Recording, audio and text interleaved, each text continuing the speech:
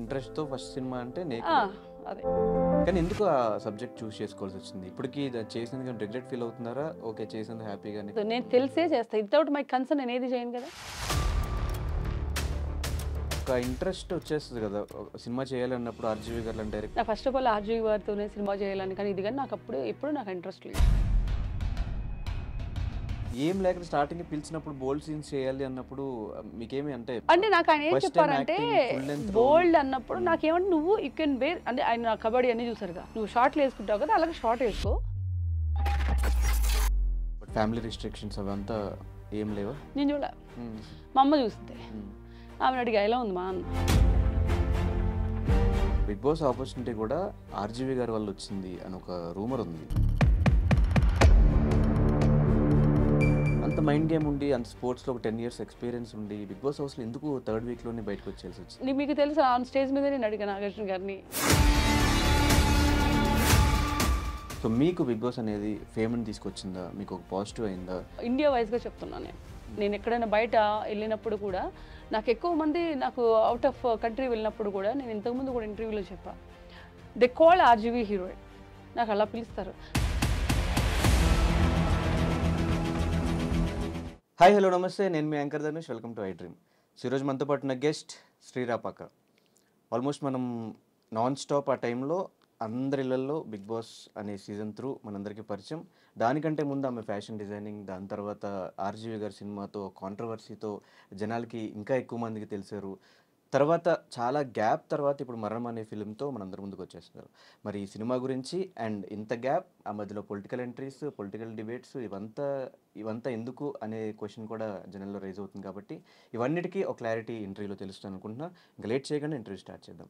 Hi అండి. Hi Dhanush గారు, ఎలా ఉన్నారు? ఐఎమ్ గుడ్ అండి, మీరు ఎలా ఉన్నారు? నేను చాలా బాగున్నాను అండ్ చాలా రోజుల తర్వాత చూడటం కొంచెం హ్యాపీ అనిపిస్తుంది. అంటే ఇంత గ్యాప్ ఎందుకు వచ్చింది? ఆఫ్టర్ నాన్ స్టాప్ తర్వాత బ్యాక్ టు బ్యాక్ సినిమాలు చేస్తారు, లేదంటే సినిమాలకి ఫ్యాషన్ డిజైనింగ్ అయినా అటైనా వెళ్తారు అనుకున్నాం. ఈ గ్యాప్ అంతా ఎందుకు వచ్చింది?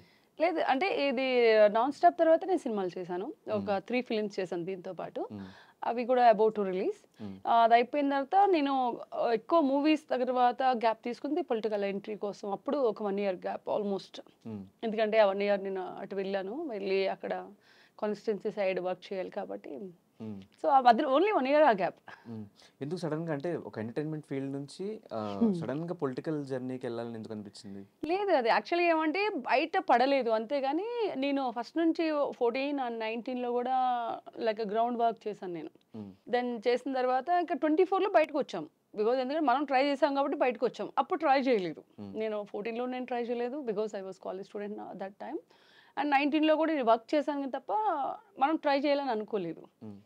అప్పుడు ఏమో కొన్ని నామినేటెడ్ దాని గురించి కూడా వెళ్తా, అంటే కైండ్ ఆఫ్ కొన్ని ఉంటే కూడా నేను అంత ఇంట్రెస్ట్ అప్పుడు చూపించలేదు. సో 24కి కొంచెం గట్టిగానే కష్టపడ్డా చేయాలి అని.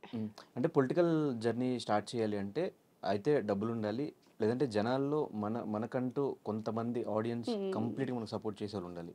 అంటే మీరు ఏ ధైర్యంతో ఆ టైంలో పొలిటికల్ ఎంట్రీ ఇచ్చారు? పొలిటికల్ ఎంట్రీ అంటే డబ్బుతో పాటు డబ్బు ఉండాలి కంపల్సరీ, దానితో పాటు డబ్బులు ఉండాలి ఖచ్చితంగా. రియాలిటీలో వితౌట్ మనీ ఎవరు కేర్ చేయరు, మనీ ఉన్నా కూడా కేర్ చేయరు. సో దట్ దాంతో పాటు ఏమంటే క్యాడర్ ఇంపార్టెంట్. మనం ఎప్పుడైనా సరే ఒక లీడర్ అనేవాడు సింగిల్గా రాడు, వచ్చినా సక్సెస్ కాలేడు. జనాల నుంచి పిక్ చేయాలి లీడర్ని, అంటే దట్ మీన్స్ క్యాడర్లో నుంచే రావాలి. సో అలాగా నాకు ఉన్న దానిలో ఏంటంటే అక్కడ నా సోషల్ సర్వీస్ అవ్వచ్చు, ఆమె 10 years మేము పొలిటికల్లో ఉన్నాము, ఫ్యామిలీ కూడా. సో ఆ ధైర్యం నాకేమంటే నాకు ఎనీ పార్టీలో నేను గెలవగలను అక్కడ నిలబడితే అనే ధైర్యం నాకు. బికాజ్ నేను తెలుసు అక్కడ, ఇప్పుడు నా కాన్స్టిట్యున్సీకి నేను తెలుసు. ఒక సినిమా పరంగా కాదు, సినిమా పరంగా కాకుండా సోషల్ సర్వీస్ పరంగా బాగా తెలుసు. తెలిసినప్పుడు మనకి కాన్ఫిడెంట్గా ఉంటాం కదా, మనం పెట్టగలం. మనీ పెట్టేది నా దగ్గర ఉంది, సోర్స్ ఉంది. తర్వాత నేను సోషల్ వర్క్ చేస్తున్నాను, అట్ ద సేమ్ టైం మనం మీడియాతో కూడా ఉన్నాం. సో నేను ఎందుకు చేయకూడదు, నేను ఎందుకు ట్రై చేయకూడదు అని నేను వెళ్ళాను. అండ్ వై వైఎస్ఆర్సీపీ అంటే ఫ్యామిలీ అది ఉంది ఫస్ట్ నుంచి. సో తర్వాత నేను లాస్ట్లో టర్న్ టు టీడీపీ. అంటే వాళ్ళు పిలిచారు సీట్ ఇస్తానని చెప్పి, ఎమ్మెల్యే ఇస్తానని పిలిచారు. లాస్ట్ నామినేషన్ వరకు నా పేరే అచ్చెన్నాయుడు గారు కూడా కంగ్రాచులేషన్స్ అని చెప్పారు, బట్ అవ్వలేదు లాస్ట్ మూమెంట్లో. అదే పొలిటికల్ అంతే, లాస్ట్ మూమెంట్ వరకు ఏం జరుగుతుందో తెలియదు. అండ్ ఇప్పుడు పొలిటికల్గా ఉన్నారా కంప్లీట్గా? ఇప్పుడు సినిమాలు ఎంటర్టైన్మెంట్ లేదు. ఇప్పుడు ఏమంటే ఇప్పుడు ఈ 5 yearsలో నేను కొన్ని ఇయర్స్ అయితే నేను నా పని చేసుకోవాలి, ఇదంతా చేస్తాను. ఇంకా తర్వాత అది చేసుకుంటే ఇటు వస్తాను నేను. ఇప్పుడు ఈ 1 ఇయర్ మనకేమి అంత తొందరగా వెళ్ళిపోయి చేసే ఏమి ఉండవండి. ఇప్పుడు నేను ఆల్రెడీ తమిళ సినిమాలకి రెండిట్లకి నేను I signed up 2 films okay. Political అయిన తర్వాత. Okay. So end of the day target politics. Yeah, ultimate goal is the political. అంటే ఏదన్నా ఒక దారిలో వెళ్ళడం వేరు, మీ కెరియర్ స్టార్టింగ్ నుంచి కంప్లీట్ డిఫరెంట్ రూట్స్లో వెళ్తూ వస్తున్నారు. దేనికంటే ఒక క్లారిటీ లేదా కెరియర్ మీద, లేదంటే ఏదొస్తే అది చేసుకుంటూ పోదాం అనే నాకంటే mindset లో ఇప్పుడు ఉన్నారా? ఒకటే చేసి అందులోనే ఇప్పుడు స్పోర్ట్స్ ఉంది, స్పోర్ట్స్లో ఐ సాటిస్ఫైడ్. నేను తెలియని ఏజ్లోనే నేను చిన్న ఏజ్లోనే నేను గాట్ మెడల్స్ అండ్ అన్ని. మా అయితే ఏముంటుంది, ఫైనల్గా గవర్నమెంట్ జాబ్ నాకు ఇస్తారు, అందరితో పాటు నేను పొద్దున్న వెళ్తాను వస్తాను. I don't like that kind of job. You have to find out every the new world. So నాకు నచ్చేది ఏమంటే ప్రతిరోజు కొత్తగా అనిపించాలి, లైఫ్ని స్ట్రగుల్ అవ్వాలి. ఇప్పుడు రిలాక్సేషన్ లైఫ్ వచ్చేసింది అనుకోండి, లైఫ్ మీద విరక్తి వస్తుంది. ఒక 40-50 ఏళ్ళు వచ్చేటప్పటికి ఇదే నార్మల్ ఇండియన్ కైండ్ ఆఫ్ అయిపోతాం. వెళ్తాము, కాఫీ తాగుతాం, పొద్దున్న జాగింగ్ చేసుకొచ్చి ఇంట్లో కూర్చుంటాం. ఇంట్లో కూర్చునేది ఉండకూడదు, బికాజ్ మన టైంతో పాటు పక్కల టైం కూడా కిల్ చేస్తాం మనం. బట్ ఒకటే దాని మీద ఫోకస్ పెట్టుంటే ఇంకా హైట్స్కి రీచ్ అయ్యే ఛాన్సెస్ ఉంటాయి. నేను ఇప్పటివరకు రీగ్రెట్స్ లేదండి నాకు. ఒకే దాని మీద ఫోకస్ అంటే నేను స్పోర్ట్స్లో I can see highest age of 16 లోపలే నేను అన్నీ చూసా. అయిపోయింది డిజైనింగ్ 50 ఫిల్మ్స్ అబౌవ్ నేను చేసా, ఆల్ 3 దానిలో. తర్వాత ఇంకేదేనిలోకి వచ్చాను, నేను డిజైనింగ్ నేను చదువుకుంది అదే. సో అందులో satisfied and life long I have my own business, నా బొటెక్ నాకు ఉంది, నేను జీవితాంతం చేసే జాబ్ అది. ఓకే అండి. బట్ యాక్టింగ్కి వచ్చేటప్పటికి యాక్టింగ్ అనేది సడన్ ఏజ్, ఆ ఏజ్లోనే కొన్ని చేయగలం. అండ్ దీనిలో ఇప్పుడు నేను సిన్సియర్గా యాక్టింగ్కి మొత్తం ఎప్పుడూ ఫోకస్ పెట్టలే, నాకు వస్తే అవకాశం నేను చేశా. కానీ పొలిటికల్ అనేది 2014 నుంచి నేను ఉన్నాను దాని మీద. అంటే బయటకు రాలే, ఆ ఏజ్ నాకు కరెక్ట్ కాదు, మేబీ ఆ టైం నాకు కరెక్ట్ కాదు. ఇప్పుడు నాకు ఏదైనా మనం చేయగలం అన్న టైంలోనే బయటికి రావాలి. ఇప్పుడు నేను చేయగలను, I have that much of knowledge, ఆ ఏజ్ ఉంది. ఇప్పుడు నాకు ఒక ఏజ్ కూడా ఉంది కదా, నేను చేయగలను. I can speak to anybody. In case మీరు నాకు ఆన్సర్ చేస్తే కూడా నేను చెప్పగలగాలి. ఈవెన్ కాన్స్టిట్యున్సీకి వెళ్ళినప్పుడు కూడా ఎవరైనా నన్ను క్వశ్చన్ వేస్తే కూడా నేను చెప్పాలి. దద్దే అని ఇలా నేను చూస్తే నా దగ్గర ఉండదు కదా. సో దట్ అది అంటే నాకు ఒకటే లైఫ్లో వెళ్ళడం నాకు ఇష్టం ఉండదు.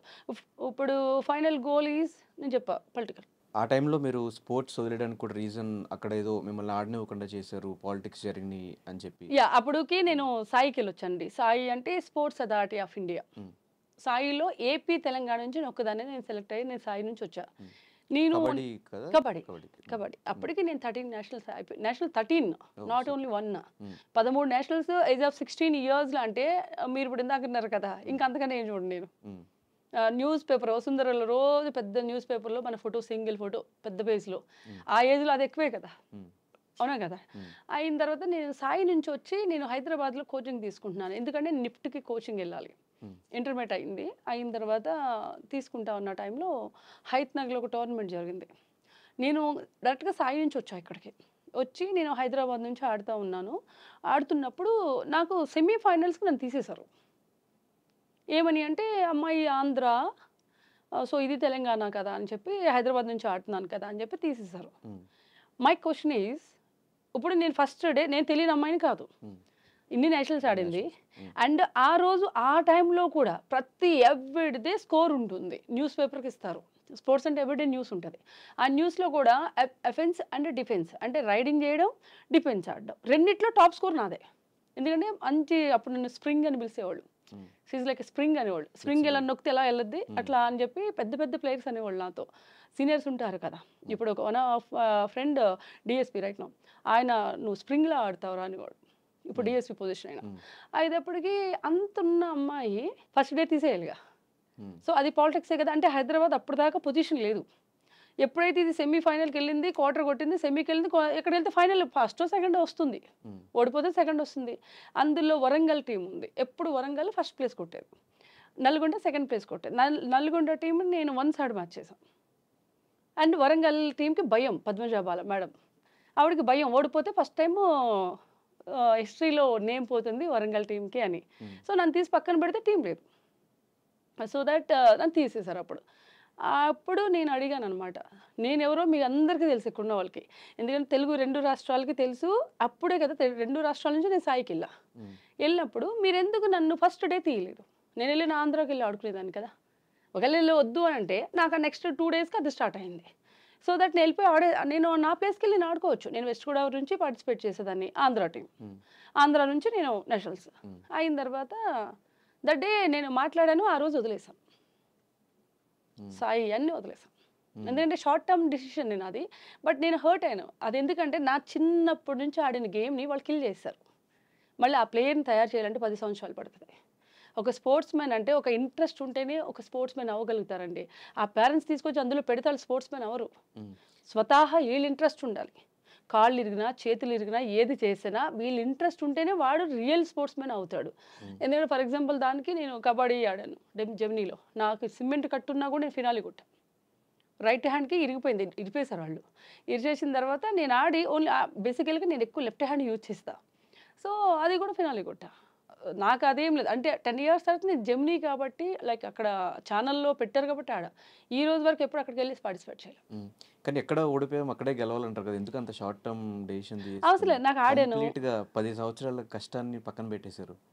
నాకు ఇంకోటి ఏమంటే ఇప్పుడు అందులో ఇలా నాకు గవర్నమెంట్ జాబ్ ఈజీ. ఇప్పుడు మా సిస్టర్ స్పోర్ట్స్ కోటలో గవర్నమెంట్ జాబ్. నేను అన్ని నేషనల్ ఆడినంటే కళ్ళు మూసి పిలిచి ఇలా అద్దిస్తారు నాకు. నాకు బేసిక్గా గవర్నమెంట్ జాబ్ ఇష్టం లేదు. టైం వర్కింగ్ ఇష్టం లేదు. నాకు ఒక దగ్గర కూర్చొని పనిచేసి 9 to 9కి వెళ్ళాలి 5కి రావాలనే జాబ్ నాకు ఇష్టం ఉండదు. రెండోది నాకు ఎప్పుడైతే స్పోర్ట్స్లో నాకు ఫస్ట్ టైం నా ఏజ్కి నేను బాగా హర్ట్ అయింది. అది అప్పటి వరకు మనకు హర్టింగ్లు గిట్టింగ్లు తెలీదు. ఇలా చేస్తుందా అదే అని కూడా తెలీదు. అరే ఫస్ట్ టైం చాలా హర్ట్ అయ్యాను నేను. అసలు నేను తీసుకోలేకపోయాను, ఆ ఏజ్కి నేను తీసుకోలేకపోయాను నేను అని. ఇది కాదులే, దీనిలో కానప్పుడు నేను దానిలో ఎత్తుకోను. నేను నెక్స్ట్ ఏంటనే ఉంటుంది. అప్పుడు నిఫ్ట్లో నేను ఫ్రీ సీట్ కొట్టాలని బాగా, నేను నిఫ్ట్ అంతే అల్టిమేట్ గోల్ ఈజ్ నిఫ్ట్లో నేను సీట్ కొట్టాలి, అది హైదరాబాద్లో చదవాలి అని ఫుల్గా కాన్సన్ట్రేట్ చేశాను. దాన్ని ఆబ్వియస్లీ అది చదివాను. దాని తర్వాత నేను మాస్టర్స్కి బయటకు వెళ్ళాను. సో నిజంగా నేను స్పోర్ట్స్ అదే కంటిన్యూ చేస్తే ఐ రియలీ థ్యాంక్స్ టు ఎక్కువ టైంలో నేను మేడంకి థ్యాంక్స్ చెప్తాను. బాలా మేడంకి ఒకసారి నాకు కనిపించారు హైదరాబాద్లో. ఏంట్రా నువ్వు ఇక్కడ ఉన్నా అనగానే ఇలా అంటే I heard about you are in very good position అని చెప్పేసి ఇలా అన్నారు. మీ ఊళ్ళని ఇక్కడ ఉన్నాను అన్నారు.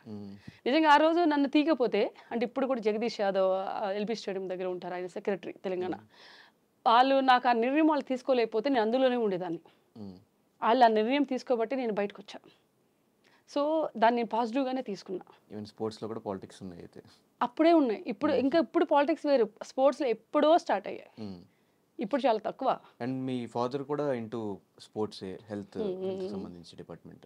సో ఆయన ఎప్పుడు రిస్ట్రిక్ట్ చేయలేదా, ఎందుకు స్పోర్ట్స్లో మాట్లాడతా అవి ఏమి అనలేదా? లేదు. ఇంకోటి నేను మామూలుగా టీవీ షోస్కి ఆడినప్పుడు నాకు ఇరిగినప్పుడు మాత్రం హీ సజెస్టెడ్, బికాస్ ఎందుకంటే ఆయన ఇదే కాబట్టి అసలు వెళ్ళొద్దు అని చెప్పారు. వెళ్ళొద్దు అన్నప్పుడు కలప వెళ్ళి కనిపించేసి వస్తా. మళ్ళీ నేను ఓడిపోయాను ఆ రోజు మ్యాచ్ ఓడిపోయాను. నేను అప్పుడు ఇరిగిపోయిన చెయ్యి, నేను ఓడిపోయా. ఫస్ట్ టైం ఓడిపోయాను కదా అందుకు రాలేదంటారు గ్రౌండ్స్కి. ఆ ఛానల్కి వెళ్ళి ఒకసారి నా రిపోర్ట్స్ కూడా చూపించి నేను బ్యాక్కి వచ్చేస్తానని చెప్పేసి నేను వెళ్ళాను. అది టీజీఆర్ ఎవరితో గ్రౌండ్స్ ఉండేసి అక్కడెక్కడో ఉంటుంది కదా ఎల్బీ నగర్లో, ఆ గ్రౌండ్స్లో.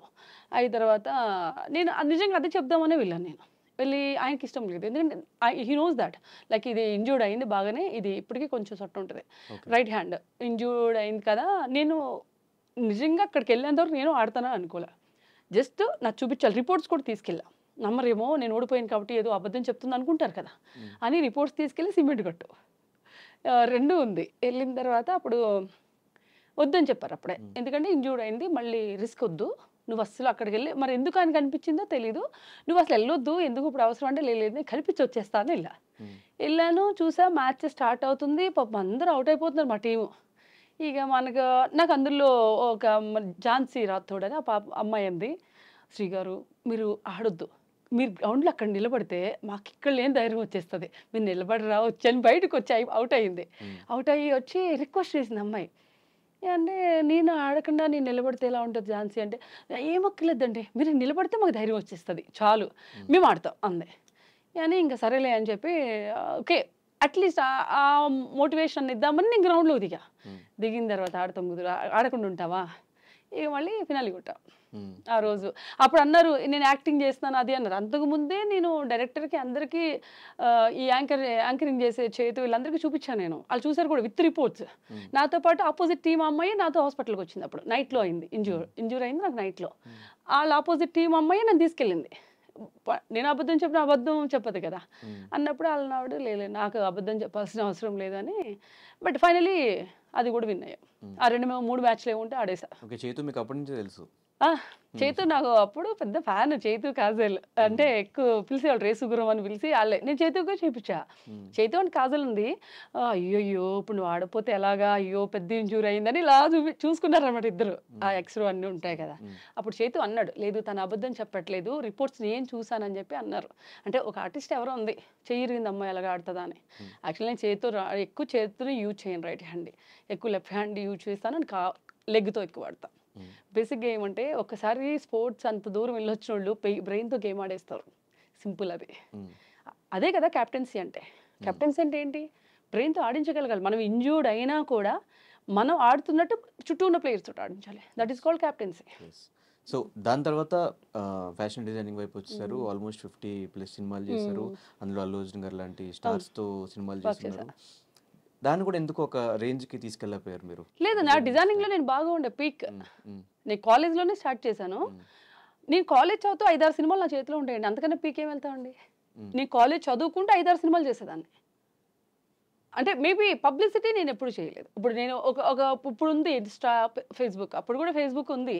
నేను పొద్దున్న లేగాలి ఫోటో పెట్టాలనేది నాకు ఉండదు, ఈ రోజుకి ఉండదు. మీరు నా ఇన్స్టా చూడండి, ఫేస్బుక్ చూడండి, ప్రతి డే నేను ఏదో వాంటెడ్లీ పెట్టాలనేది నాది ఉండదు. నాకు అసలు మైండ్ ఉండదు, నేను పెట్టను కూడా. అది మనం ఇప్పుడు ఏది రియాలిటీ ఉంది, ఏది నిజం ఉంది, దాన్ని ఆ మూమెంట్ నేను చేసుకుంటా. ఎప్పుడైనా సరే ఇన్స్టా ప్రతి ఒక్కళ్ళు ప్రతి డే ఒక పిక్ పోస్ట్ చేస్తారు. మీరు ఎప్పుడైనా అబ్జర్వ్ చేయండి. అదేదైనా ఉంటే నేను చేస్తాను, ఒక్కొక్కసారి ఉన్నా కూడా చేయను. అంటే అలాని నెగిటివ్ కింద నేను చెప్పను. ఐఎమ్ నాట్ అంత ఇంట్రెస్ట్ ఉండదు దాని అంత పబ్లిసిటీ చేయాలని నాకు అనిపించదు అంతే. బట్ అది నేను చూసినది అదే. అది ఇప్పుడు కూడా నేను చేయొచ్చు. నేను సినిమా చేస్తానంటే ఇప్పుడు నాకు ఇచ్చేవాళ్ళు కూడా చాలా మంది ఉన్నారు డిజైనింగ్. సో దాన్ని కూడా వదిలేశారు?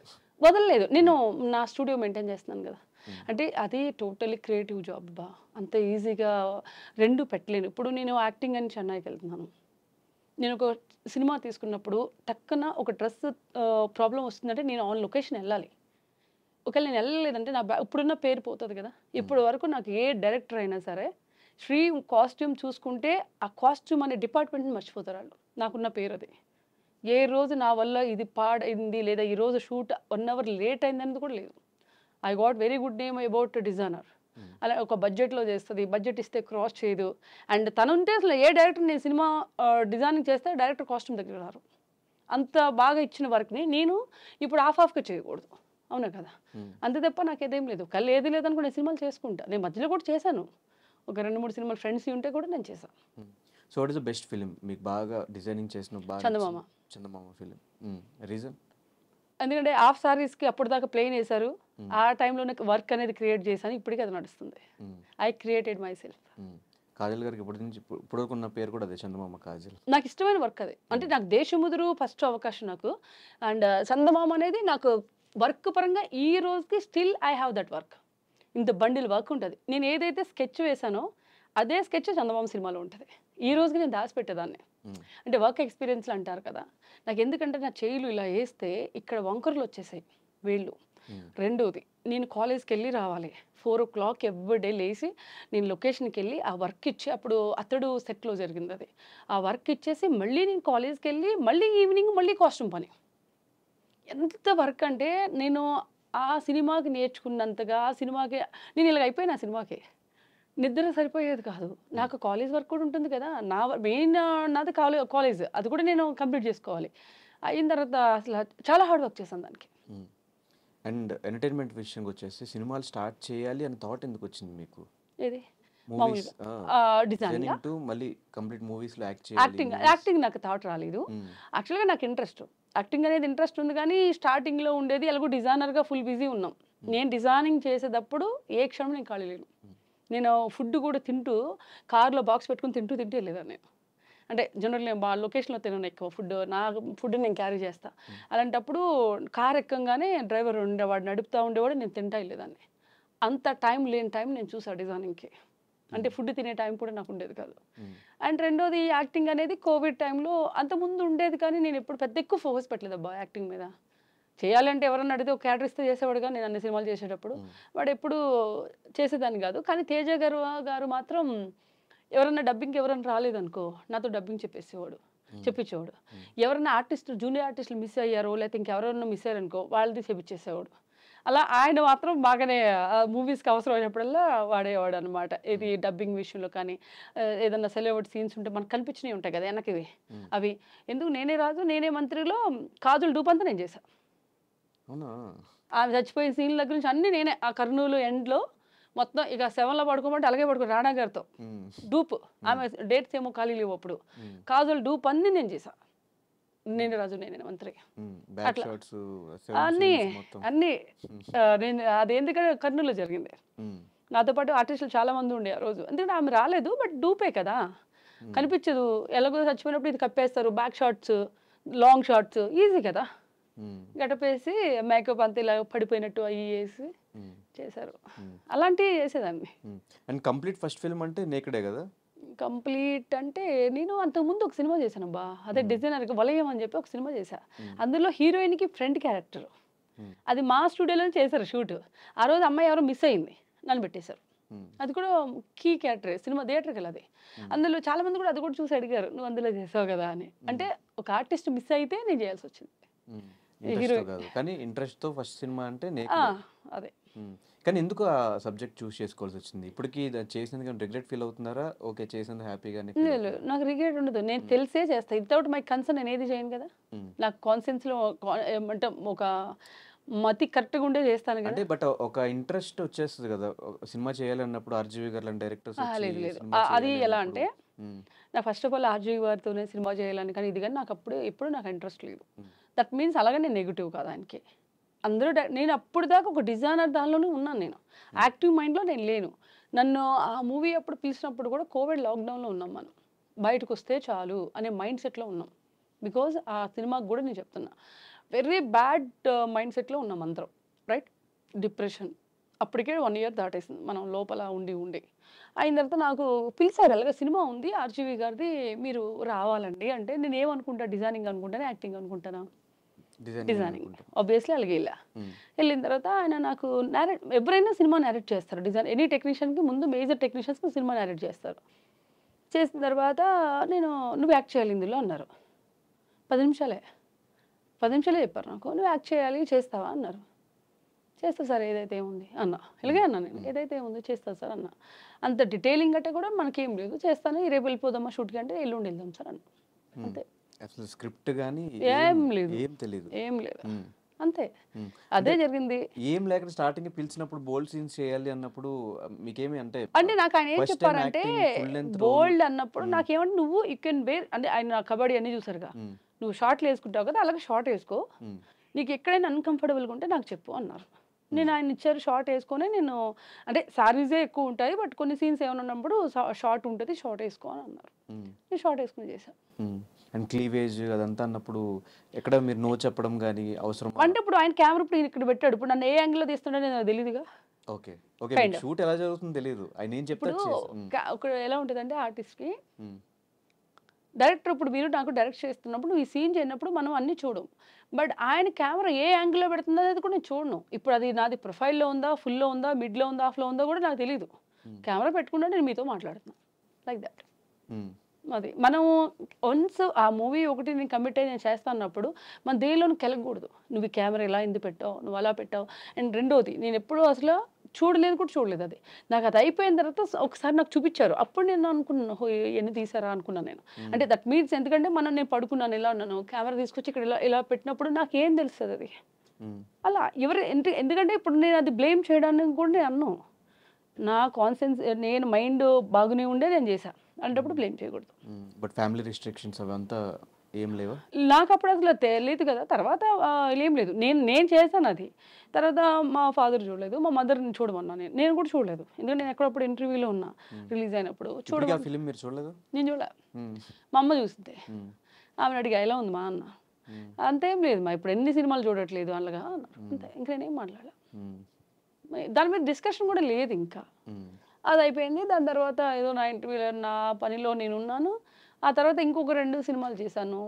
ఆర్‌పి గారితో ఒకటి చేశాను. It's a family story. Thriller kind of. ఇంకోటి సైకో థ్రిల్లర్ చేశాను. అంతే. అలా ఇంకేం లేదు. దాని మీద ఎప్పుడు మా ఇంట్లో అంత డిస్కషన్ ఉండదు. అండ్ దాని తర్వాత వచ్చిన బిగ్ బాస్ ఆపర్చునిటీ కూడా ఆర్జీవి గారి వల్ల వచ్చింది అని ఒక రూమర్ ఉంది. లేదే ఆర్‌జీవి గారి వల్ల. ఇప్పుడు ఒక కంటెంట్ ఒక తెలిసిన ఫేమ్ ఉన్న అమ్మాయో లేదా ఏ విధంగా పాపులర్ అయిన అమ్మాయి కావాలి కదా! అలా అయినప్పుడు నాకేమి ఆర్‌జీవి గారి వల్ల వచ్చింది అలా ఏం లేదండి. నాకు ఇంకా ముగ్గురు నేను, ఆషు ఇంకెవరో ముగ్గురం వెళ్తే కూడా ఆయన నాకు సపోర్ట్ చేశారు. బయట నాకు లోపల ఉన్నాను నాకు తెలియదు కదా అని అన్నారు. లేదు because we have good terms అంతే. నేను బాగానే మాట్లాడేవాళ్ళు. ఇప్పటికీ ఏదైనా అవసరం చేస్తే మాట్లాడతారు అంతే. అలానే ఓవర్ లిమిట్స్ దాటేసి పోను నేను.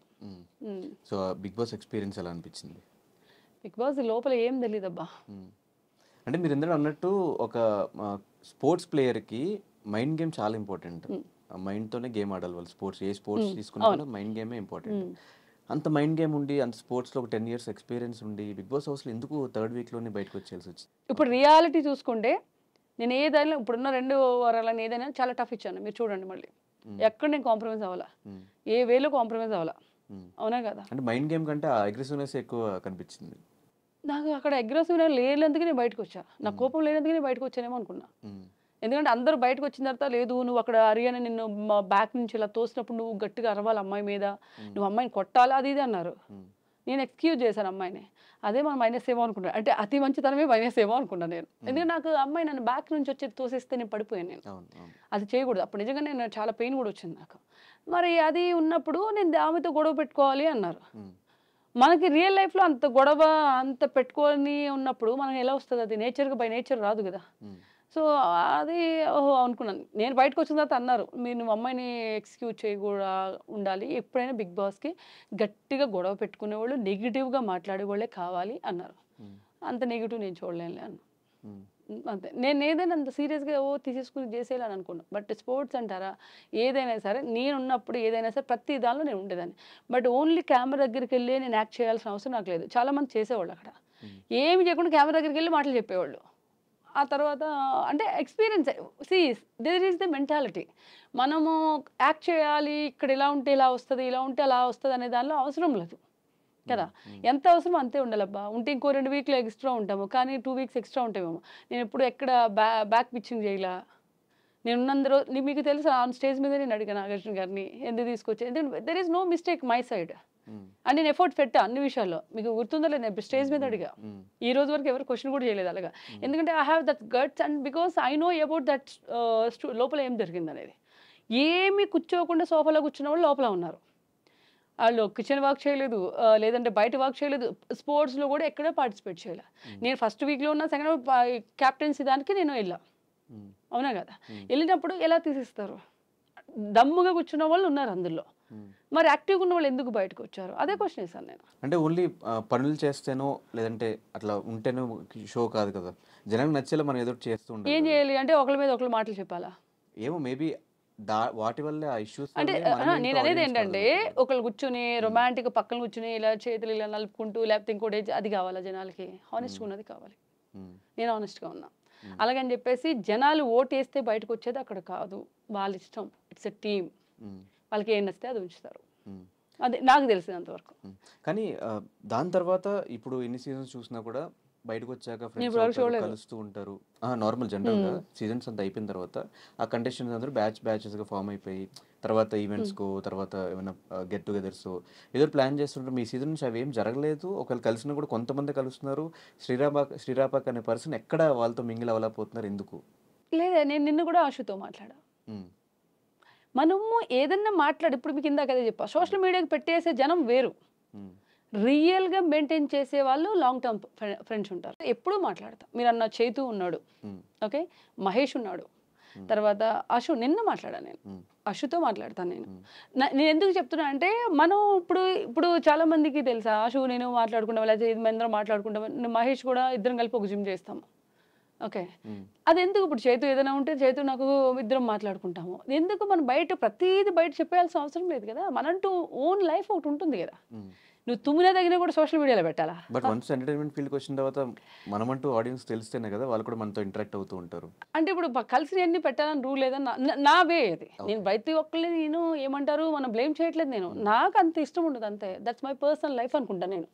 అంటే మీరు ఇప్పటికీ క్లోజ్గా ఉన్న ఆ ఐదుగురు ఎవరు? ఇప్పుడు నేను పేర్లు చెప్పాలి. చైతు, మహేష్ విట్ట, మహేష్ ఉన్నాడు, చైతు ఉన్నాడు, తర్వాత అశు ఉంది, ఉంది, తర్వాత మధ్య మధ్యలో నేను శ్రవంతి 2-3 ఈవెంట్లు కూడా చేసాం. శ్రవంతి, తర్వాత ఎక్కువ మాట్లాడేది వీళ్ళే ఎక్కువ అంతే. నలుగురితో మహేష్ నేను ఎక్కువ జిమ్ లో కలుస్తాము, మాట్లాడుకుంటాము, చాలాసేపు మాట్లాడుకుంటాము అంతే. సో మళ్ళీ ఏమన్నా ఛాన్స్ ఉంటే మళ్ళీ వెళ్తారా బిగ్ బాస్ కి? సారీ తెలీదు. నోనా తెలీదా? నో, ఇంట్రెస్ట్ అయితే లేదు. ఎందుకంటే మనం ఇప్పుడు మూవీస్ లో చేస్తున్నాను నేను. ఇప్పుడు నేను తమిళ్లో చెన్నై వెళ్ళాలి, నా పని నాకుంది. It's a big this thing. ఇప్పుడు మనం ఇక్కడ వస్తాము చేస్తాము తెలీదు, వెళ్ళామా లేకపోతే దానికి ఏంటి అన్నీ నాకు పెద్ద ఫోకస్ పెట్టేంత దాని మీద నేను లేను. నా వర్క్ పరంగా నేను ఐ కమిటెడ్ మూవీస్. నేను మూవీస్ మీదే ఆల్మోస్ట్ ఇంకొక హిందీ మూవీ మీద కూడా ప్లానింగ్ ఉంది. అంటే అది ఉంది, నేను వెళ్ళాలి. సో దట్ నాది థాట్ ఈజ్ బిగ్ ఉంది. మళ్ళీ ఎందుకు ఇవన్నీ అనేది నా థాట్. అలాగే నెగిటివ్ ఏమీ లేదు. అది in case if I get time definitely I'll go. Bigg Boss contestants అందరూ బిగ్ బాస్ అయిన తర్వాత బిగ్ బాస్ వల్ల చాలా ఫేమ్ వచ్చింది, బిగ్ బాస్ మా అందరికి ప్లస్ అయిందని చెప్తూ ఉంటారు. సో మీకు బిగ్ బాస్ అనేది ఫేమ్ని తీసుకొచ్చిందా? మీకు ఒక పాజిటివ్ అయిందా? ఫినాన్షియల్గా ఏమన్నా స్టేబుల్ అయ్యారా? లేదు, బిగ్ బాస్ అనేది అక్కడ వాళ్ళు ఇచ్చే మనీ వరకే. తర్వాత నేను దేనికి వెళ్ళలేదు, దేనికి సార్ అక్కడ ఏం ఎలా ఉంటుందంటే ఇప్పుడు స్టార్ మా అయినా ఏదైనా సరే వాళ్ళకి బాగా క్లోజ్గా ప్రతిరోజు ర్యాపో ఉన్న వాళ్ళతోనే అన్ని అది అవుతుందేమో నాకు తెలీదు. I mean totally cinema, TV కన్నా కూడా సినిమాకి ఎక్కువ నేను. అండ్ దానివల్ల నాకు ముందు ఫేమ్ రాలి, అంతకు ముందే నాకు ఫేమ్ ఉంది రైట్. ఎక్కువ మంది వరల్డ్ వైజ్గా చెప్తున్నాను, నేను ఇండియా వైజ్గా చెప్తున్నాను. నేను ఎక్కడైనా బయట వెళ్ళినప్పుడు కూడా నాకు ఎక్కువ మంది నాకు అవుట్ ఆఫ్ కంట్రీ వెళ్ళినప్పుడు కూడా నేను ఇంతకుముందు కూడా ఇంటర్వ్యూలో చెప్పా, దే కాల్ ఆర్జీవీ హీరోయిన్. నాకు అలా పిలుస్తారు, ఏ శ్రీరపక్క ఆర్జీవీ హీరోయిన్ అని వచ్చి నాతో మాట్లాడిన లేడీస్ జెంట్స్ చాలామంది ఉన్నారు అవుట్ ఆఫ్ కంట్రీ. నేను చెప్తున్నా, నేను ఇక్కడ గురించి నేను మాట్లాడలే. సో అలా అంటే ఆ ఫేమ్ ఓన్లీ ఆర్జీవీ గారి త్రూ ఉన్నదే ఇంకా ఉంది కదా. అంతకుముందే నాకు అది వచ్చింది. బికాస్ కోవిడ్లో నేను తెలియని మనిషి అంటే ఎవరు లేరు. It is true or not? So అది ఫేమ్ ఆల్రెడీ వచ్చేసింది. బిగ్ బాస్ అందరూ చూడొచ్చు. అప్పుడైతే ప్రతి ఒక్క తెలుగు తమిళ్ అన్ని ఇండస్ట్రీ వాళ్ళు చూసారు. సో నేను దాని మించి నాకు దీనివల్లనే నాకు ఫేమ్ వచ్చిందని నేను ఎప్పుడు నేను అనుకోలేదు. అలా మీద ఉంది, ఉన్న దానిలో ఇది కూడా ఒకటి యాడ్ అయింది. కానీ వచ్చిన ఫేమ్ నిలబెట్టుకోవడం చాలా కష్టం. ఒకవేళ ఆర్జీవీ గారి సినిమా తర్వాత మీరు కంటిన్యూస్గా సినిమాలు చేస్తుంటే మేబీ జనాలు ఇంకా రికగ్నైజ్ చేసి ఇంకా ఎక్కువ మీతో టచ్లో ఉండి మిమ్మల్ని మేము చూస్తూ ఉండేవాళ్ళం. మేము ఆఫ్టర్ ఇంత గ్యాప్ తీసుకున్న తర్వాత నేను చేశాను, ఒక 3 సినిమాలు చేస్తే మరి అది ఆల్ రిలీజ్ చేసుకోవాలి. అలాంటి ఇప్పుడు ఆర్పి పట్నాయక్ గారు ఉన్నారు, మరి ఆయన సినిమా చేశాను నేను. రిలీజ్ అనేది మన చేతిలో ఉండదు, వాళ్ళ చేతిలో ఉంటుంది. అది కాకుండా మధ్యలో నేను ఒక 1 year నేను బ్రేక్ నా పర్సనల్ దాని మీద నేను వెళ్ళా, అది పొలిటికల్కి. So I mean almost 1 year పైన నేను దూరం ఉన్నా. అది కూడా ఫేమే అనుకోవాలి. మరి పొలిటికల్గా కూడా నేను వెళ్ళాను కదా, అది కూడా వచ్చినాయి కదా. ఆడియన్స్కి నేను దూరం లేను, పొలిటికల్గా కూడా దగ్గరగానే ఉన్నాను కదా. లాస్ట్ 1 year అంతా పొలిటికల్లో ఉన్నాను కదా, అవి కూడా వచ్చినాయి కదా. సో ఇప్పుడు లీడ్ రోల్స్ చేద్దాం అని ఫిక్స్ అయిపోయారా, లేదంటే ఏ క్యారెక్టర్స్ ఇంపార్టెన్స్ ఉంటే చేద్దాం అని ఫిక్స్? ఏ క్యారెక్టర్స్ ఇంపార్టెన్స్ ఇప్పుడు చేస్తున్న 3 మూవీస్ లీడే, దీని తర్వాత ఏ క్యారెక్టర్స్ మీరు చేయడం రెడీ? ఈ పాయింట్ వల్లే ఇది సినిమా నడుస్తుంది అన్న క్యారెక్టర్ నాకు వస్తే అది 1 minute ఉన్నా కూడా నేను చేస్తాను. మళ్ళీ నేకల్ లాంటి రోల్స్ వచ్చి ఒకవేళ ఆర్జీవీ గారు డైరెక్టర్ కాకుండా వేరే డైరెక్టర్ అయితే చేయరు. ఇన్కేస్ ఆర్జీవీ గారు అయితే మళ్ళీ ఇంకో సినిమా ఏమైనా చేస్తే అలాంటి చేయను. ఇంకా అలాంటి చేయను, దాని పక్కన పెట్టేసినట్టే. ఒకసారి చేసిన 2సారి అవసరం. ఓకే, సో కమింగ్ టు మరణం, సో రిలీజ్ కాబోతుంది, రెడీగా ఉంది. సో ఈ ఫిలిం గురించి ఏం చెప్తారు? ఇది ఒక dream travelling, about to dream travelling. So ఇందులో ఏమంటే 2 వేరియేషన్ ఆఫ్ క్యారెక్టర్ ఉంటుంది నాది. ఒకటి లైక్ ఒక ఫ్రెండ్స్ మధ్య జరిగే స్టోరీలో నా వేరియేషన్ 2 విధాలుగా నన్ను చూడొచ్చు, ఎస్పెషల్లీ క్లైమాక్స్. సో దట్ ఈ సినిమాలో నేను యాక్టింగ్ బేస్డ్ ఎక్కువ ఉంది, ఎక్కడ ఏమి వల్గారిటీ ఉండదు. తర్వాత అబ్బా ఈ సినిమా ఎందుకు వచ్చా అన్న ఫీలింగ్ ఉండదు. ప్రతి ఒక్కళ్ళు ఎంజాయ్ చేసే ఫిలిం మరణం అంటే. అండ్ నాకు ఎస్పెషల్లీ నేను ఏంటంటే నాకు యాక్టింగ్ బేస్ ఎక్కువ ఉన్నది. అంటే మాకు టీజర్ చూసినప్పుడు ఒక క్రైమ్ థ్రిల్లర్ లేకపోతే ఒక హారర్ కాన్సెప్ట్, ఈ రెండు అర్థం కాలేదు. ఏ జోనర్లో ఇది it's a horror, crime horror thriller. Crime అంటే ఇంకా కైండ్ ఆఫ్ హారర్ ఫిల్మ్ ఎలా చూస్తామో అలాగే డిఫరెంట్ జోనర్ అంతే. ఏదో దెయ్యం అయిపోయి ఒక దెయ్యం ఇక్కడ ఉండి నడిపించేది అలా ఉండదు. చాలా క్రైమ్ థ్రిల్లర్స్ కానీ హారర్ సబ్జెక్ట్స్ కానీ చూసాము.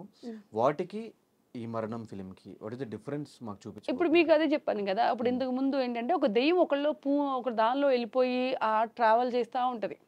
అంటే ఇందులోంచి ఇలాగెళ్ళాలి, ఈ దెయ్యం నడిపిస్తుంది అంటది. ఇది అలా కాదు, అబౌట్ టు డ్రీమ్ ట్రావెలింగ్. నా డ్రీమ్లో మీరు వస్తారు, మీ డ్రీమ్లో నేను వస్తాను, అందులోంచి ట్రావెల్ అయ్యేది. ఓకే, ఇలాంటి డ్రీమ్ ఫిలిం రీసెంట్గా ఏదో సినిమా చూసాను నేను, కన్నప్పన సంథింగ్ ఏదో తమిళ్ ఫిలిం. ఎలా ఉంటుంది? సేమ్ ఇలాగే డ్రీమ్లో కళలో జరిగేది నిజంగా జరిగిద్ది, అందులో అక్కడ దెబ్బ తగిలినా మనోడికి రియల్ లైఫ్లో లేదు, అలా లేదు. అందులో జరిగే అంటే నేను అంటే ఒక డ్రీమ్లో ఎలా ట్రావెల్ అవుతుంది, ఏం జరుగుతుంది, అది నేను రివీల్ చేయకూడదు స్టోరీని. It's a dream travelling. అందుకని నేను చెప్పాను అబౌట్ డ్రీమ్ ట్రావెలింగ్. ఎందుకంటే మనం రివీల్ చేస్తే మళ్ళీ నేను చూడాలి కదా, ఏంటి ఆ కళ్ళలో ఏం జరుగుతుంది, కళ్ళ నుంచి ఏమవుతుంది అనేది. అనేది తప్ప కళ్ళలో జరిగేదే బయట జరుగుతుంది అనేది కాదు, అది ఉండదు. ఆ కాన్సెప్ట్ కాదు, మొత్తం డ్రీమ్లోనే జరిగే స్టోరీ. అందులో ఒక పాయింట్ అది, అందులో అది ఉంటుంది. రియల్గా వీళ్ళు వెళ్ళే దారి వెళ్ళుకుంటుంది అలా. సో ఈ సబ్జెక్ట్ మీ దగ్గరికి వచ్చినప్పుడు what is the convincing point ఈ స్క్రిప్ట్ ఓకే చేయడానికి? నాకు క్లైమాక్స్ చాలా బాగా నచ్చింది. ఓన్లీ క్లైమాక్స్ చూసి ఓకే చేస్తారా? అంటే ఆ లాస్ట్ ఫస్ట్ నుంచి వచ్చి అక్కడ స్టాప్ అయ్యి అనుకునేది ఉంటుంది అక్కడ. సో దట్ అంటే ఫస్ట్ నుంచి కూర్చోబెట్టరు కదా ఆడియన్స్ క్లైమాక్స్? లేదు, ఫస్ట్ నుంచి కూర్చుంటారు. నేనే కాదు కదా, ఇంకో 4-5 ఆర్టిస్టులు కూడా ఉంటారు కదా. అలాగే హీరో ఉన్నాడు, హీరో ట్రావెలింగ్ వేరే ఉంటుంది. సో ఆబ్వియస్లీ కదా, నా యాక్టింగ్ వరకు మీరు అడిగారు, ఆ యాక్టింగ్లోనే నేను చెప్పాను. నేను అంటే ఫస్ట్ నుంచి బా ఇలా ఉందా అనేటప్పటికి అంటే నాకు క్లైమాక్స్ చెప్పినప్పుడు నేనే షాక్ అయ్యాను. అంటే ఆడియన్స్ ఎక్స్పెక్ట్ చేయరు అది, అదే క్లైమాక్స్. ఎవరు డైరెక్టర్ దీనికి? సాగర్ శైలేష్. అంతకుముందు ఏం చేశారు ఆయన 4-5 సినిమాలు చేశాడు. రహస్యం 1, 4, 3 ఇంకేమో మూవీస్ 4 మూవీలు అబౌవ్ చేశారు. ఇప్పుడు మళ్ళీ దీంతో పాటు ఇంకొక 2 సినిమాలు కూడా రిలీజ్ ఉన్నాయని ఈ గ్యాప్లో అవి కూడా చేశారు. అయితే ఎక్స్పీరియన్స్ డైరెక్టర్. ఎక్స్పీరియన్స్డ్. ఎలా వచ్చింది అవుట్పుట్? అంటే చెప్పడం ఒకలా, చెప్పి సినిమాలు ఒకలా తీయడం మనం చూస్తూ ఉంటాము. సో చెప్పిన దానికి సినిమా అవుట్పుట్ వచ్చిన దానికి నేను ఇంత చెప్పట్లేదు, ఇంతే చెప్తున్నాను. ఇంతలో ఇంత ఉంటుంది. ఓకే, అదే ఎందుకు ఇంతే చెప్తున్నారు సినిమా గురించి అంటే మనం అంతా చెప్పేస్తే వాళ్ళకి ఏం ఎగ్జైట్మెంట్ ఉంటుంది. వాళ్ళు వెళ్ళి చూస్తే కదా, అరే లేదు వాళ్ళు చెప్పిన దానికన్నా బాగుంది, వాళ్ళ టికెట్ డబ్బులు వేస్ట్ అవ్వలేదు అనే మైండ్ ఉంటుంది. మనం ఓవర్గా చెప్పేసామనుకో, ఎక్కువ ఎక్స్పెక్టేషన్ మీద వెళ్ళిపోయి చూసానుకో, అది అందలేకపోతే ఎందుకు ఎక్కువ చెప్పడం ఎందుకు, చూస్తే వాళ్ళకి తెలుస్తుంది కదా. బట్ వెళ్ళి చూడండి, మీరైతే మీ మనీ వేస్ట్ అవ్వదని ఒక పాయింట్ అయితే మేము ఇస్తున్నాం కదా. ఎందుకంటే మనం కొన్ని సినిమాలు, పెద్ద సినిమాలు చూసినప్పుడు బా ఎందుకు వచ్చావు అనిపిస్తుంది. నేను అదైతే అనిపించదు. మీకు ఎక్కడ ట్రావెల్ అవుతూ ఉంటారో బోర్ అనిపించదు. ఫస్ట్ పాయింట్ బోర్ అనిపించదు. ఇప్పుడు మనం కొన్ని సినిమాలు, పాత సినిమాలు కూడా ఇప్పటికీ చూసినప్పుడు ఎంజాయ్ చేస్తాం. ఫర్ ఎగ్జాంపుల్ ఘరానా మొగుడు అంటే ఎగ్జాంపుల్ చెప్తున్నాను. నేను చిరంజీవి గారి సినిమాలు నేను ఎక్కువ చూసినప్పుడు ఏ రోజు అలానే ఏం లేదు. అంటే నాకు ఎందుకు డాన్స్ పరంగా ఆయన అంటే నాకు చాలా ఇష్టం. నేను ప్రభాస్ గారి ఫ్యాన్. కానీ అప్పుడు టైంలో అంటే చిరంజీవి గారు ఎన్ని డాన్స్ అంటే ఫస్ట్ ఇప్పటికీ చూసేది నేను ఆయనదే. నేను టైం బోర్ కొట్టినప్పుడు ఎక్కువ చూస్తాను అనమాట. అజిత్ గారు, చిరంజీవి గారు ఇలాంటి సినిమాలు బాగా ఇష్టం. ఈ మీద శోభన్ బాబు గారి ఫిల్మ్ కూడా. ఆయన బ్రతుకున్నప్పుడు మనం సినిమాలు చూడలేదు. సో దట్ అందుకే నేను యూట్యూబ్లో ఎక్కువ చూస్తుంటా. ఓల్డ్ ఆర్టిస్టుల సినిమాలు కూడా చూస్తా. ఎలా అనిపిస్తుంది కల్కి ట్రైలర్? బాగుందిగా, మీరే చెప్పాలి. నాకు ఎలా ఉన్నాను ఇప్పుడు ఆడియన్స్కి ఒక లిస్ట్ పడ్డాం అనుకోండి, మనకి ఇష్టం అనుకోండి ఆ హీరో, ఎంత దారుణంగా చేసినా మనకి నచ్చేస్తుంది మన హీరో అని. అలాగే ఉంటుంది. ఏమో హోప్ ఎక్కువ ఉంది కల్కి మీద. నాట్ ఓన్లీ మీ, ప్రతి ఒక్కరికి చాలా హోప్ ఉంది. డిఫరెంట్గానే ఉంటుంది, బాగుంటుంది అనేది. బాగుండాలి, సినిమా హిట్ అవ్వాలి, హిట్ అవ్వాలి, అంతే అవుతుంది. చాలా గ్యాప్ వచ్చేసింది కాబట్టి. ఈ మరణం సినిమాలో what is the best thing మీకు బాగా నచ్చింది? ఒక అంశం ఏం నచ్చింది బాగా? నాకు ఒక సీన్ ఉంటుంది, ఫ్రెండ్స్ మధ్యలో ఒక సీన్ ఉంటుంది, ఆడియన్ కూడా ఎక్స్పెక్ట్ చేయడం అనమాట. సూపర్ ఇష్టం నాకు అది. అండ్ ఈ టెక్నికల్ డిపార్ట్మెంట్ గురించి ఏం చెప్తారు? టెక్నికల్ డిపార్ట్మెంట్లో మాత్రం డిఓపి గారు, లేదంటే music director, editor, they or did very good job అండి. ఎందుకంటే ఇంకో డిఓపి వర్క్ గురించి బాగా చెప్పాలి. మేము అప్పుడు నైట్లో అడవిలో షూట్ చేసేవాళ్ళం. ఎందుకంటే వాళ్ళే కదా మెయిన్. అన్నిటికన్నా అసోసియేట్ డైరెక్టర్స్ కావచ్చు, లేకపోతే కెమెరా క్రూ అవ్వచ్చు. నేను సినిమా చేస్తున్నప్పుడు నా సీన్ కాబట్టి నేను ఎంజాయ్ చేస్తా. వాళ్ళు అసలైన టార్చర్ వాళ్ళకు ఉంటుంది. అవునా, వర్షం వస్తూ ఉంది, అడవి, లైట్లు ఉండవు, ఏముండవు. ఎక్కువ అప్రిషియేట్ చేయాల్సింది క్రూని. వాళ్ళు కెమెరా డిపార్ట్మెంట్ అవ్వచ్చు, అసోసియేట్ డిపార్ట్మెంట్ అవ్వచ్చు, ఎవరైనా కానీ వాళ్ళు చూసి వాళ్ళు అన్ని అయిన తర్వాత మనం వెళ్తాం. ఇప్పుడు ఒకరు ఇక్కడ ఉంది ఒక ప్లేస్ చూడాలంటే ఫస్ట్ వాళ్ళే వెళ్ళాలి, వాళ్ళే కెమెరా సెట్ చేయాలి. సో నేను నాకన్నా ఎక్కువ హార్డ్ వర్క్ చేసింది వాళ్ళు అనిపిస్తుంది నాకు. So I like them. And not only ఈ ఫిల్మ్, ఏ ఫిల్మ్కి అయినా సరే ఫస్ట్ క్రెడిట్ వాళ్ళకే ఇవ్వాలి, ఆ డిపార్ట్మెంట్కే ఇవ్వాలి. అండ్ షూట్ అంతా అడవిలో జరిగింది కాబట్టి ఆ అడవిలో జరిగే ఎక్స్పీరియన్స్ ఎలా అనిపించింది ఆ షూటింగ్? భయం నైట్లు 3-4 గంటలు 5 గంటలకి వరకు ఆ టైంలో 5 గంటలకు వచ్చి తెల్లారిపోయి అప్పుడప్పుడు వర్షం 3 o'clock 4 o'clock కుయింగ్ కుయింగ్ అని సౌండ్లు వచ్చాయి. అడవిలో అంటే ఏవో ఉంటాయి కదా, ఆ సౌండ్కి కొంచెం నాకు అన్నిటికన్నా స్నేక్స్ భయం ఉండేది. మోకాళ్ళ వరకు గ్రాస్ ఉండేది అనమాట. అవి మొక్కలు అన్నీ ఉంటాయి కదా, అవి గుచ్చుకున్నప్పుడు కూడా హిచ్చింగ్ వచ్చేసేది.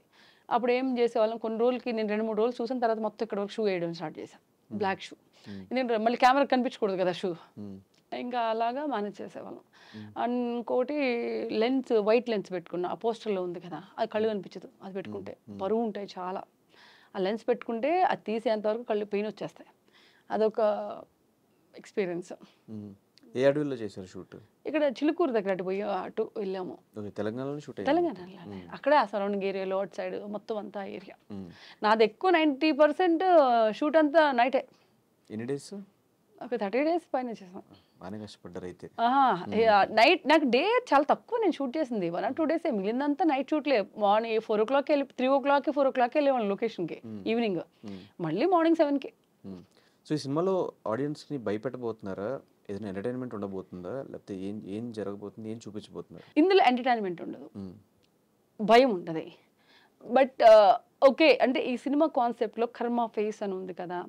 కర్మ ఫేస్ అంటే లైక్ యూనో మనం చేసే ఒక మిస్టేక్ని కవర్ చేసుకోవడానికి ఏం చేస్తాం, దట్ ఈస్ ద కాన్సెప్ట్. మీకు తెలుసో తెలియకో మనం ఒక మిస్టేక్ చేస్తాము, దాని కవరప్ కోసం ఎన్ని ఒక అబద్ధం చెప్తేనే 10 అబద్ధాలు చెప్పేస్తాం, అవునా? ఈ అబద్ధం నుంచి ఈ అబద్ధం, అలా కైండ్ ఆఫ్ ఇది కాన్సెప్ట్. టైటిల్ కి సంబంధం ఏంటి? మరణం అనే టైటిల్ అంటే ఆ ఒక్క మిస్టేక్ లో ఈ ఎన్ని తప్పులు చేస్తే ఆ మరణానికి ఉంటది అని, ఆ మరణం అనేది ఎలా వస్తుంది. సో టైటిల్ ఫస్ట్ చెప్పంగానే వాట్ ఇస్ యువర్ రియాక్షన్? నాకు ఫస్ట్ అంత ఏం చెప్పలేదు, 1 week ఏమో అయిన తర్వాత ఇలా అనుకుంటున్నాను అని చెప్పేసి డైరెక్టర్ చెప్పాడు. వాళ్ళకన్నా బాగా మనకేం తెలుస్తుందండి, రాసేవాళ్ళు వాళ్ళు. మీకు ఏదైతే ప్రొడ్యూసర్స్ వాళ్ళు డిసైడ్ చేయాలి కదా. నేను వద్దంటే మానేయరు, నేను పెట్టమంటే పెట్టరు, యాజ్ ఆర్టిస్ట్, రైట్? సో వాళ్ళు మనకన్నా బాగా థింక్ చేసేది వాళ్ళే, ప్రొడ్యూసర్ అండ్ డైరెక్టర్. ఎందుకంటే నేను ఆర్టిస్ట్గా చేస్తాను, అది అయిపోయిన తర్వాత వెళ్ళిపోతాం. కానీ వాళ్ళు మనీ పెట్టేది ప్రొడ్యూసరు, డైరెక్టర్కి పేరు రావాలి. ఇప్పుడు నాకు ఇది సినిమా చెప్పి ఇంకో 3 సినిమాలు చేస్తాను నేను, అలా అని ఎక్కువ మనకన్నా బెటర్ థింక్ చేసేది వాళ్ళే. సో వాళ్ళ ఒకటి ఇచ్చారంటే దానికి 100% అది యాప్ట్ అనే నేను అనుకుంటా. ఇప్పుడు నేను తమిళ్లో కూడా చేస్తున్నాను, తమిళ్లో కూడా అలా టైటిల్ చెప్పారు, నాకు తెలీదు. ఓకే, వాళ్ళ కాన్సెప్ట్ అది, ఓకే ఇట్స్ గుడ్ అంటాం అంతే. అండ్ సాగర్ గారితో వర్కింగ్ ఎక్స్పీరియన్స్ ఎలా ఉంది? Nice person, hard worker. ఒకటేమంటే కంగారు పెట్టేస్తాడు, టైం ఇచ్చి మోకాళ్ళ మీద కూర్చోబెడతారంటారు కదా, అలా ఉంటుంది. చాలా ఫాస్ట్ వర్క్ చేస్తాడు. అంటే ఒక సీన్ అంటే ఆ సీన్ని ఫటాఫట్ మనం డ్రెస్ చేంజ్ టైం కూడా అంత ఎక్కువ టైం ఇయ్యడు, అంతే తప్ప. అంటే దాన్ని కూడా నెగిటివ్ అనకూడదు, ఎందుకంటే ఆ టైంలో అవన్నీ చేయాలి, వాళ్ళు ప్రొడక్షన్ కాస్ట్ కూడా చూసుకుంటారు కదా, అంతే. సో ఫైనల్గా ఈ ఫిలిం ఎప్పుడు రిలీజ్ అవ్వబోతుంది? ఈ నెల 21st రిలీజ్. సో ఆడియన్స్కి ఈ ఫిలిం ఎందుకు చూడాలని క్వశ్చన్ చేస్తే వాళ్ళకి ఏం చెప్తారు? ఏ ఫిల్మ్ అని ఎందుకు చూడాలనే దానికి there is no answer, only entertainment. మన సైడ్ నుంచి ఏదైనా కొన్ని ఆ ప్రామిసెస్ చేస్తే ఇలా ఉంటుంది, ఇలా ఎంజాయ్ చేయొచ్చు అని చేస్తే వాళ్ళు కూడా ఒక ఇంట్రెస్ట్. ఇప్పుడు హారర్ ఫిల్మ్ చూసి ఎంజాయ్ చేసే వాళ్ళు కొంతమంది, ఒక్కొక్కళ్ళు ఒక్కొక్క జోనర్లో ఇష్టపడతారు. హారర్ చూసే ఎక్స్పెక్ట్ చేసే వాళ్ళు పెరిగిపోయారు ఈ మధ్య, చాలా హారర్ ఫిల్మ్స్ వచ్చేసింది. అదే నేను భయపెట్టగలరా అనే టైప్ వచ్చేసారు. అంటే ఇప్పుడు మీరు శ్రీని బిగ్ బాస్లో చూసారు, లేదంటే ఇక్కడ రాజీవ్ గారి సినిమాలో చూసారు, లేదంటే ఇంకో సినిమాలో చూసారు. ఎస్పెషలీ మరణం సినిమాలో అమ్మాయిని చూడాలంటే 100% మీరు వెళ్ళాలి. ఓహో, దెయ్యంలో కూడా ఇంత బాగా చేస్తుందా, అంటే కైండ్ ఆఫ్ ఇలా ఉంటుందా. అందరూ రెగ్యులర్గా ఏంటంటే సోల్స్ ఇందులోకి వెళ్ళి వాళ్ళు మామూలుగానే ఉంటారు. ఇప్పుడు నేను దెయ్యం అయితే మీలోకి వస్తే మీరు మామూలుగా ఉంటారు, మీరు యాక్ట్ చేస్తారు. ఇక్కడ అది కాదు కదా, అమ్మాయే తనంతటి తనే అవుతుంది, తన అయిపోతుంది అలాగా. అది అంత ఓపెన్గా ఎవరు చూపించరు కదా, సో దట్ అది దానిలో చూడవచ్చు. And I can assure that మీరైతే సినిమా ఎక్కడ బోర్ అవ్వరండి, నో డౌట్. అందులో భయం అయితే పడతారు, భయం పడతారు. నేను చూసినప్పుడే నేను భయపడ్డాను, అంటే నేను యాక్ట్ చేసిన సీన్లకి నేనే భయపడ్డా, బాబు ఎలా వచ్చిందా అని. అంటే మనం తెలియకుండానే ఇలా గూస్ బంప్స్ వస్తాయి కదా కొన్ని సీన్, ఎస్పెషల్లీ క్లైమాక్స్, అదైతే చాలా భయం వేస్తుంది. మీకు బాగా నచ్చిన హారర్ ఫిల్మ్ ఏంటి? నేను అంత పెద్ద బిగ్ ఫ్యాన్ అయితే కాదండి. చూస్తా నేను.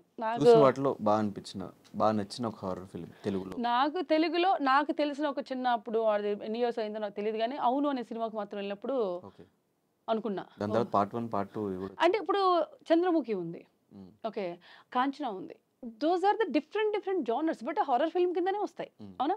'కాంచనాలో' వచ్చేటప్పటికి ఆ ఫ్లాష్ బ్యాక్ వచ్చేటప్పుడు తెలిసినప్పుడు తెలుస్తుంది.